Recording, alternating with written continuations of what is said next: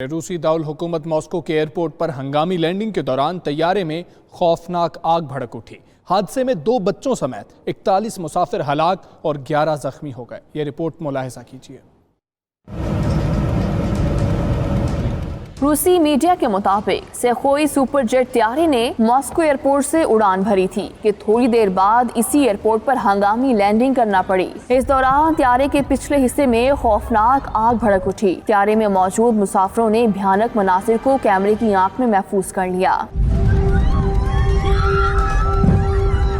हादसे के वक्त त्यारे में अम्मे समेत 78 अफराद सवार थे। बहुत से मुसाफिरों ने इमरजेंसी स्लाइड्स के जरिए जान बचाई। अभी तक हादसे की सरकारी सतह पर वजूहात नहीं बताई गई। ताहम मुसाफिरों के मुताबिक हादसा खराब मौसम के सबब पेश आया। दूसरी जानिब सदर व्लादिमीर पुतिन और वज़ीर आज़म दिमित्री मेदवेदेव ने हादसे पर अफसोस का इजहार करते हुए तहकीकात का हुक्म दे दिया है।